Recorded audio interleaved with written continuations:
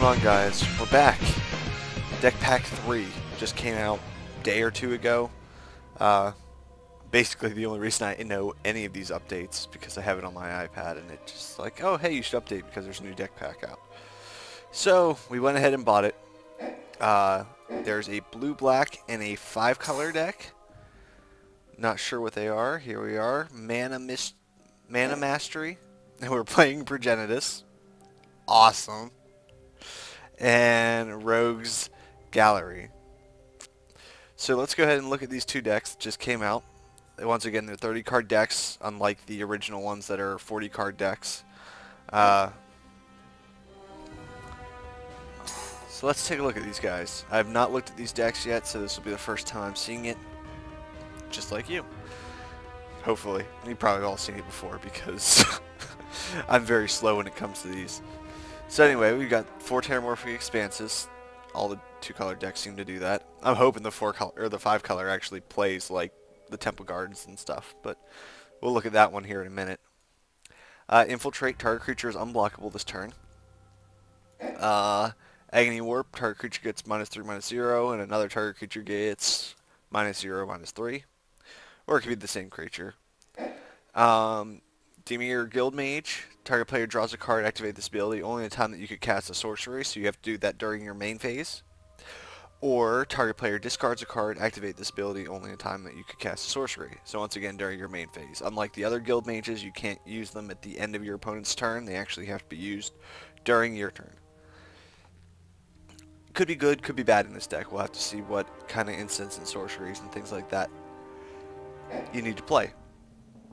Inkfathom Infiltrator, can't block and is unblockable. 2/1 for 2 mana. Invisible Stalker, hexproof, unblockable. Equipped creature has fear, deals damage to a player, you may draw a card. That's good. That's awesome. Just a 2/2 zombie for 2 mana. 3/2 vampire for 3 mana. So these are your vanillas. These are what you're going to want to get rid of more than likely. Target creature power 2 or less is unblockable this turn. For just tap, it's a 3 mana 1/1. Don't know how I feel about that. Dimir Cut Purse deals damage to a player. That player discards a card and you draw one. That's awesome. That'll do the job real good. Phantom Warrior 2/2 for 3 mana, it's unblockable. Scroll Thief deals combat damage to a player, draw a card. 3 mana for a 1/3. Soul Manipulation. Choose one or both, counter target creature spell, or return target creature card from a graveyard to your hand. That's cool. That's good. See, Abyssal Spectre deals damage to a player, that player discards a card. Awesome. So it's about advantage from the hand, not necessarily on the field from what we're seeing so far. You have a few ways to deal with the things that are on the field, but most of your power is going to come from keeping their hand down or your hand up. So let's see. When Flight of Fancy enters the battlefield, draw 2 cards. Enchanted creature has flying. He's like, I'm a pretty little princess. And he's just like flying. I could see this being playable just because of the draw 2 ability. It's 4 mana, draw 2 cards, basically. Which isn't great, but it isn't terrible. Helm of the Ghast Lord. As long as equipped creature is blue, or enchanted creature is blue, it gets +1/+1 and has whenever this creature deals damage to an opponent, draw a card. As long as enchanted creature is black, it gets +1/+1, and whenever this creature deals damage to an opponent, that player discards a card. So that, like I said, that's the theme of the deck, is we draw, they discard. Get card advantage that way. Flying at the beginning of your upkeep, you lose 1 life. 4/4 for 4 mana. And he's also the picture of the deck. Necromantic Thirst. Enchanted creature deals combat damage to a player. You may return target creature card from your graveyard to your hand. Fun? Definitely fun. Shoreline Salvager. Salvager deals combat damage to a player. If you control an island, you may draw a card. Again, common theme that we're seeing. Followed footsteps. At the beginning of your upkeep, put a copy of enchanted creature onto the battlefield. So you want to do that with one of your creatures that says draw a card. Because you just start drawing a bunch. Ribbons of the Night. Deal 4 damage to target creature and you gain 4 life. If blue was spent to cast it, draw a card. So that's your kill card.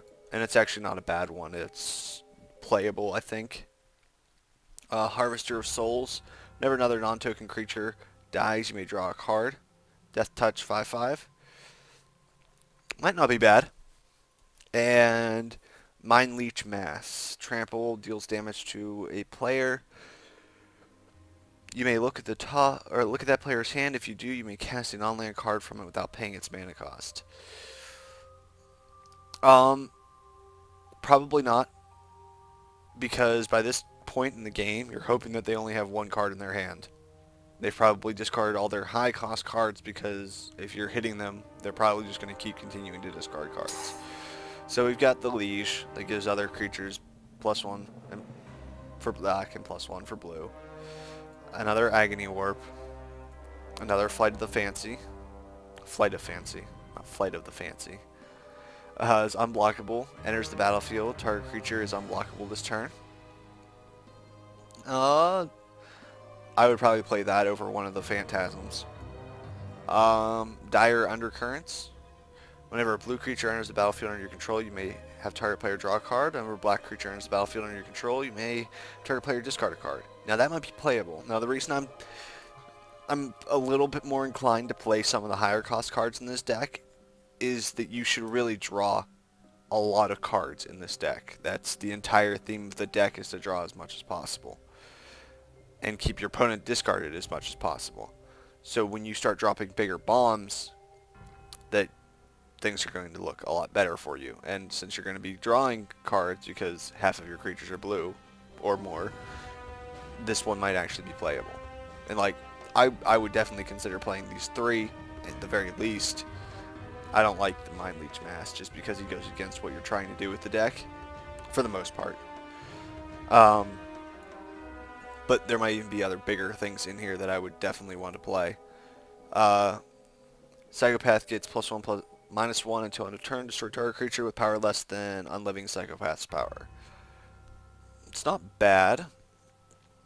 Not great. Not bad.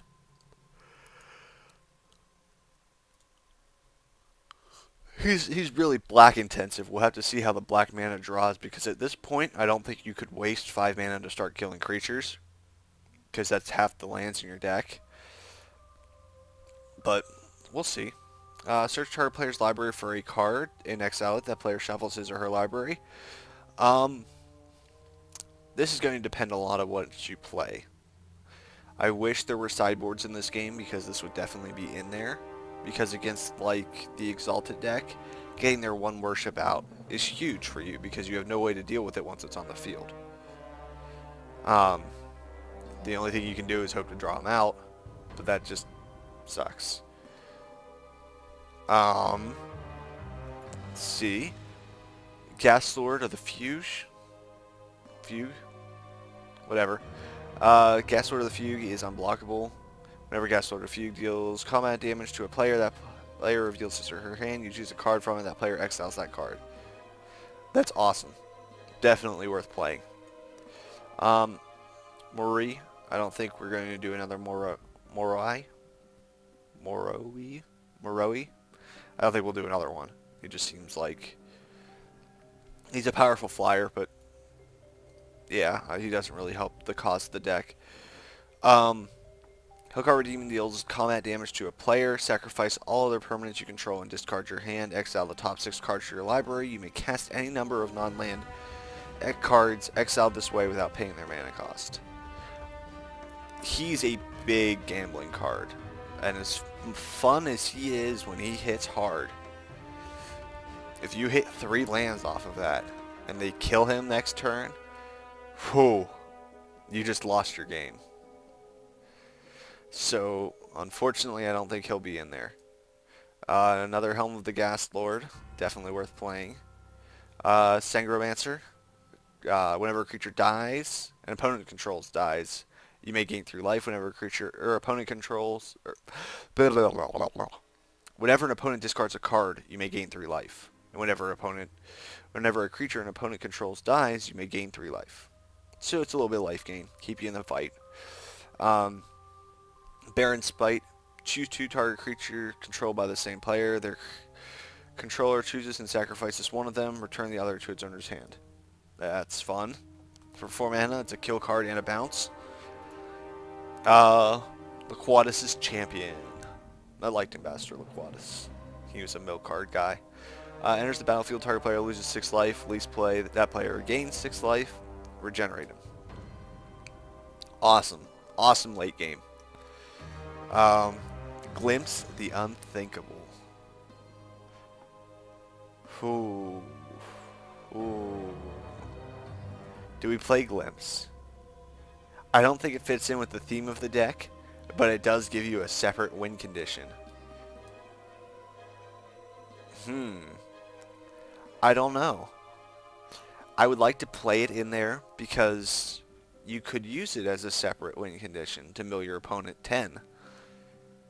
Its target player puts the top 10 cards of his or her library into his or her graveyard. I just love the picture. It's just... I love the card.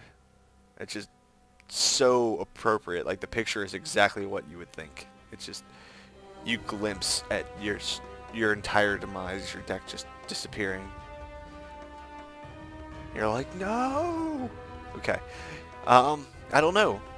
I'm going to have to see how the deck plays before I decide whether or not that should be in there. Grimgrin, Corpseborn, enters the battlefield and doesn't untap during your untap step. Sack a creature, untap him, and put a +1/+1 counter on him. Whenever Grimgrin attacks, destroy target creature defending player controls, then put a +1/+1 counter on Grimgrin. Awesome. Grimgrin is so much fun. And it's a good way to get rid of your little creatures that, you know, are only doing 1 damage. Another Cut Purse. Awesome. Memory Plunder. Whenever you cast a target, you may cast target instant and sorcery cards from an opponent's graveyard without paying its mana cost. Once again, it'll kind of be one of those situational cards that are good against some decks and not against others. I don't know. It probably will stay in because there were a lot that I wanted to cut and I haven't seen a whole lot that I wanted to add in here yet, but there might be. I don't know. I haven't been paying that close of attention to what I've been revealing. So let's look at Mephidros Vampire. Each creature you control is a vampire in addition to its other creature types. Whenever a creature deals combat damage to a creature, put a +1/+1 counter on this creature. That's fun.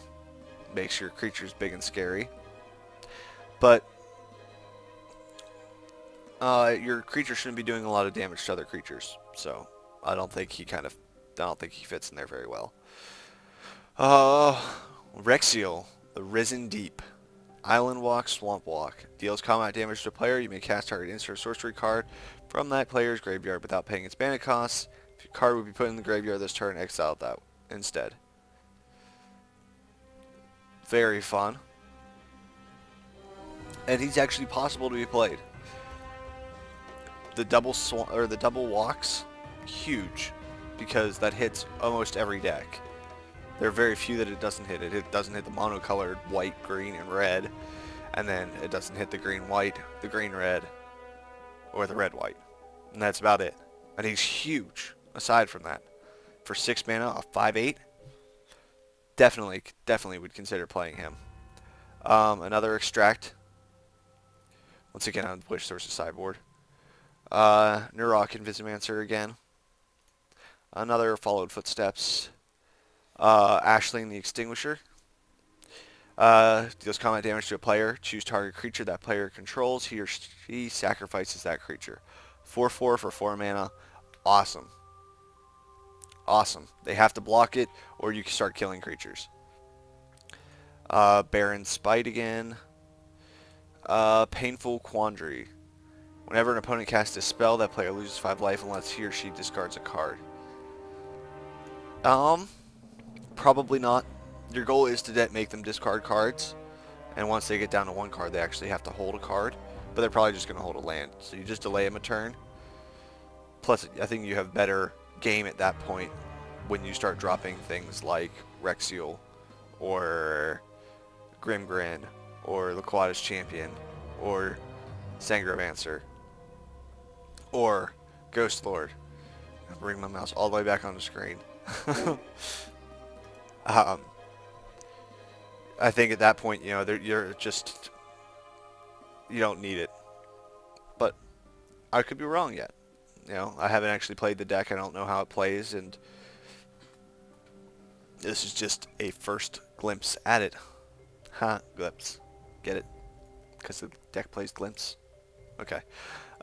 Enough for bad magic jokes. Another helm. Another crafty path mage. A royal assassin that has tap destroy or target tapped creature. He can kill himself if he wants. I actually don't know if he can.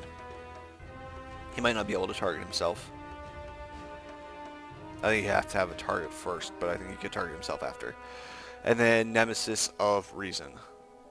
5 mana. Whenever Nemesis of Reason attacks, defending player puts the top 10 cards of his or her library into his or her graveyard. A second win condition. This would make Glimpse slightly playable. On top of cards like...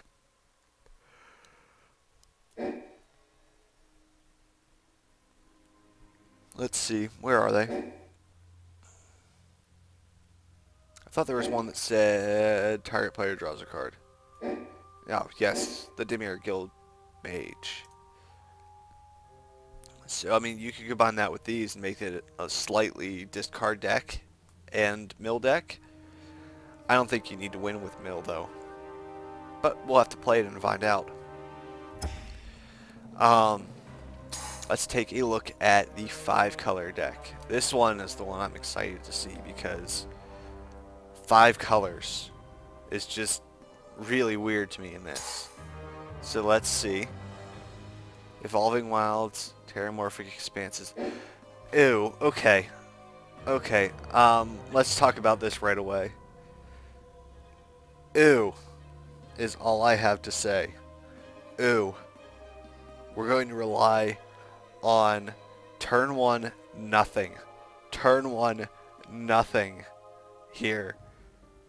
0 1-cost cards. You are meant to play one of these cards turn 1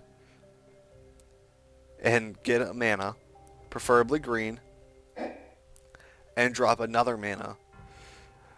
Ooh. Ooh. Okay. Let's humor them and see what this does. Rampant Growth. Search your library for basic land card. Put it on the battlefield tap. Shuffle your library. Okay.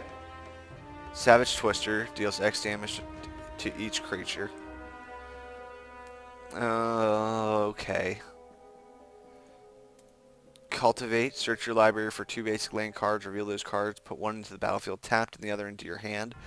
Okay, so we're looking at some of the worst mana Excel, period, in our first 3 turns. Deed. Okay, Deed is good. And so is Vindicate. Wrath of God. Target player draws a card for each basic land type among lands he or she controls for 5 mana. What is this? Oh. How many lands are we playing? First off, we've got 6, 10, 15, 19, 22, 26 lands. Oh, man. Okay. All Sun's Dawn. For each color, return up to 1 target card of that color from your graveyard to your hand. Exile All Sun's Dawn. Child of Alara. Dies. Destroy all non-land permanents. They can't be regenerated. That's including yours. Fusion Elemental. 8/8 for 5 mana. Maelstrom Archangel deals combat damage to a player. You may cast non-land card from your hand without paying its mana cost. Prophetic Bolt, look at the top 4 cards of your library, put 1 into your hand, the rest in the bottom of your library in any order. Broodmate Dragon enters the battlefield, put a 4/4 red-green dragon creature token with flying onto the battlefield. Defiler of Souls, at the beginning of each player's upkeep, that player sacrifices a monocolored creature. Pale Recluse, playing Cycling Forest, cycling. Pretty much the only reason you're playing him. Ugh. Sneezed. Ugh. Conflux. Search your library for a white card, a blue card, a black card, a red card, and a green card. Reveal those and put them into your hand, then shuffle your library. And Progenitus. Okay. So here's what I would try and do right off the bat. I would very quickly try and get the blue out of the deck, at least this blue, and try and get this down to 2 blue mana in the deck, period. So that you're playing 4 colors splash blue. These aren't really worth it unless you have all 5 colors out, and in which case they are, but I still just would rather worry about 1 mana, 1 blue mana, and 2 if we do actually hit Progenitus.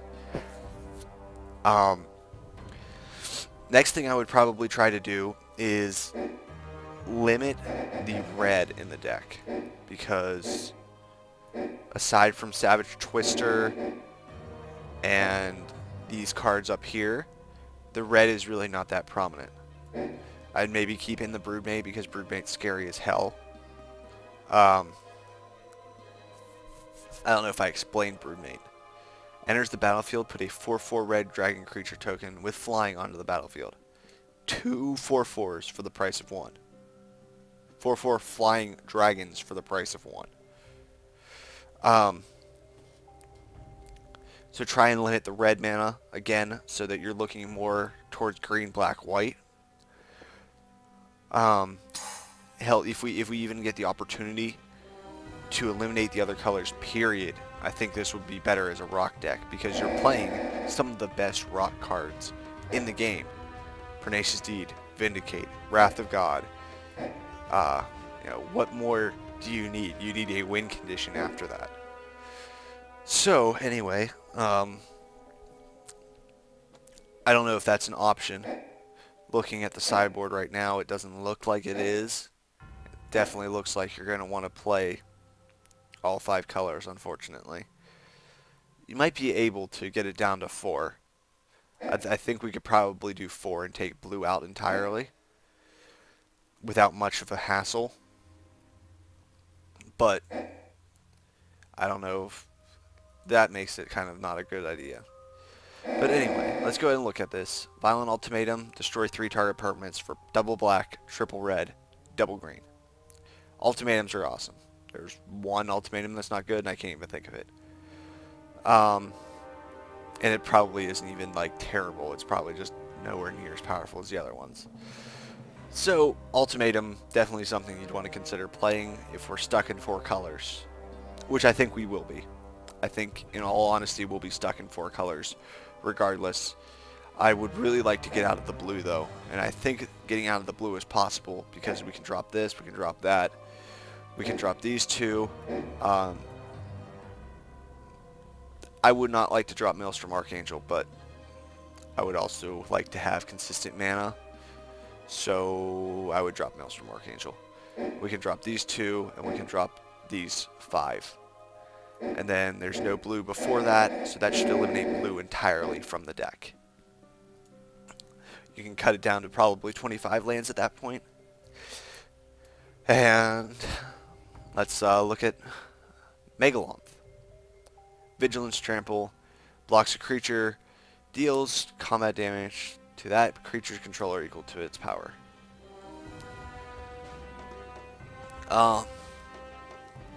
He's scary as hell. So basically what happens is you attack and trample over a creature, and then they can't attack back, because if they attack back, the Megaloth deals 6 damage to them. Obviously, you have to play Pulse. Naya Charm is broken. Choose one, deals 3 damage to target creature player, or return target creature card from a graveyard to its owner's hand, or tap all creatures target player controls. Now, there used to be a combo with this where you could do this and return Naya Charm with it. There was something in Zendikar that said, when it had so many quest counters on it, whenever you played a spell, you played a copy of the spell as well. So Naya Charm would go to the graveyard, and you would target Naya Charm with the copied Naya Charm and return Naya Charm to your hand.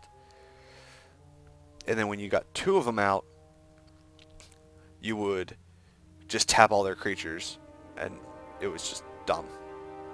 You didn't even need 2 of them out. The turn that you felt like killing them, you were like, I'm going to tap everything and kill you. Imperial Archangel. You dealt damage to you is dealt to Imperial Archangel instead. Flying and Shroud. Again, I feel like blue is the color we can cut. Jund Charm. Exile all cards from target player's graveyard, or Jund Charm deals 2 damage to each creature. So it's clears the graveyard.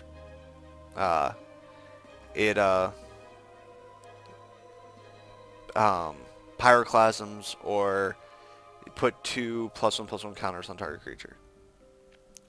Very rarely did I see the last one.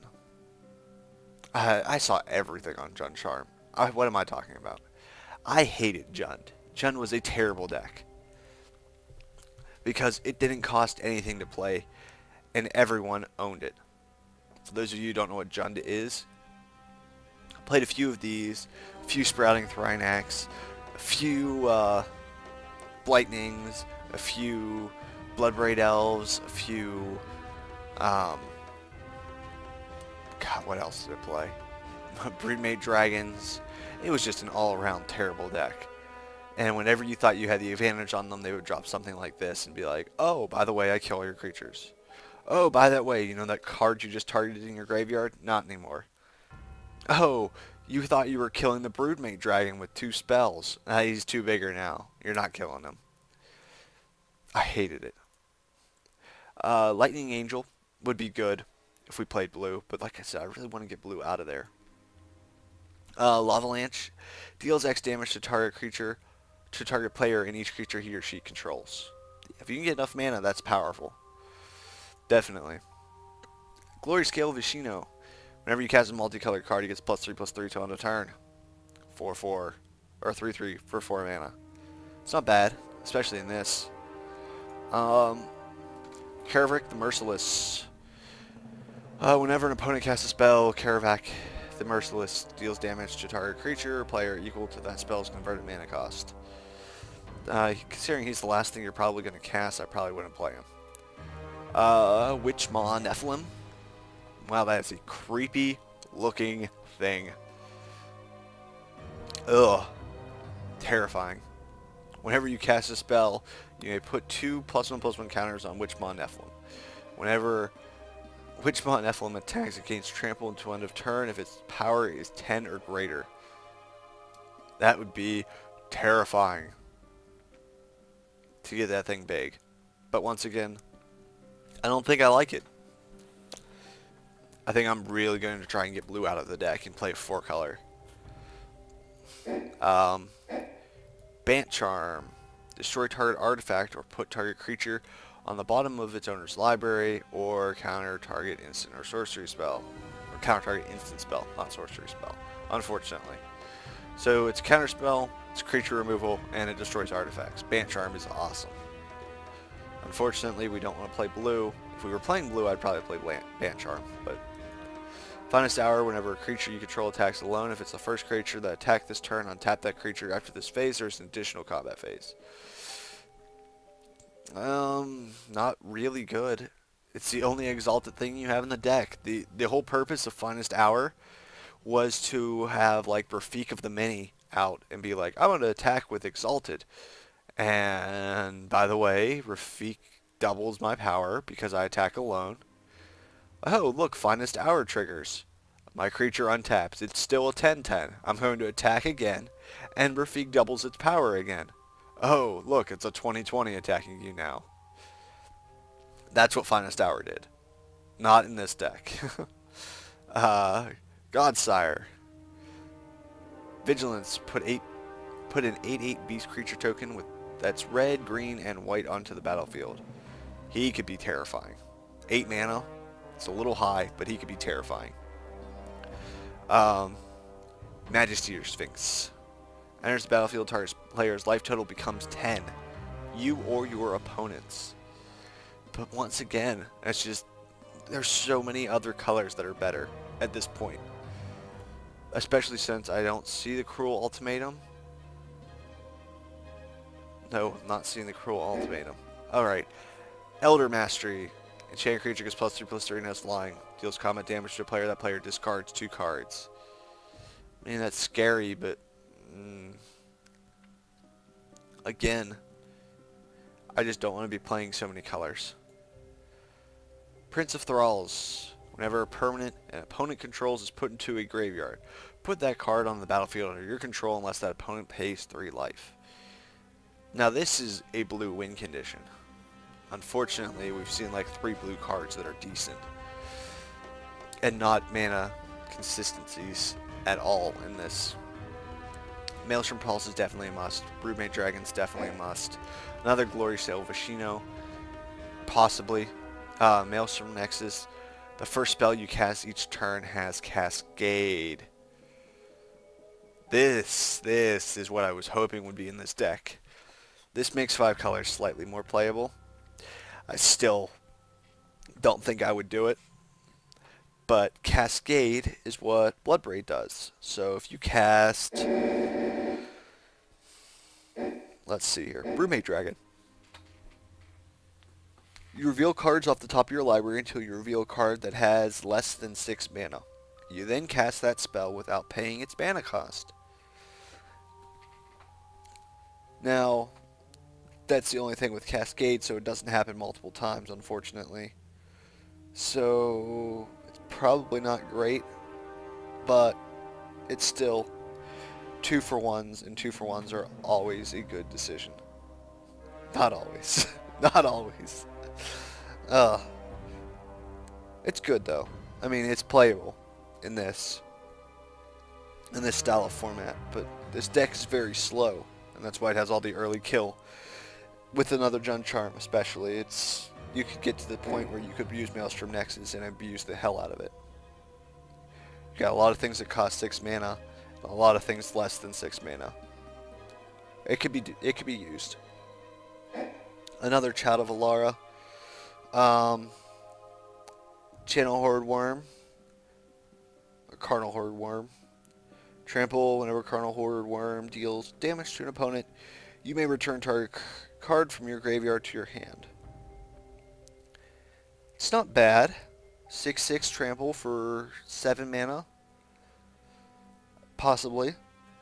Naya Charm again. Definitely. Varash the Hunter. Deals combat damage to player. You may pay 3. If you do, put 6+1/+1 counters on him. There's another blue win condition. Yeah, he is terrifying. But Bant Charm again. Enigma Sphinx is put into the graveyard from the battlefield. Put it into the library 3rd from the top. Cascade. So there's the other Cascade. So when you play it, you Cascade, but there's no way to hit that off of the Maelstrom Nexus. That'd just be impossible. Death Mutation, destroy target non-black creature, can't be regenerated, put X 1/1 green sapling creature tokens, where X is that card's converted mana cost. And Sphinx of the Steelwind. So there are good blue cards. There are good black cards. I feel like red is definitely one of the weakest, but it has Broodmate Dragons and Jund Charms.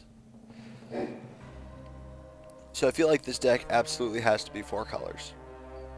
I think we can take out blue, but it'll just be one of those things that we're going to have to see what happens later. So I'm going to go ahead and play around with these decks, try and get something going, and I don't know, let me know what you guys are thinking. I'd like to see how what's going on with these, if anyone's played them, you know, how they're doing, and retrospect to that. But I'm going to go ahead and get into getting these things unlocked, and hopefully see you in a few days with a deck analysis for both of them. Alright guys, see you later.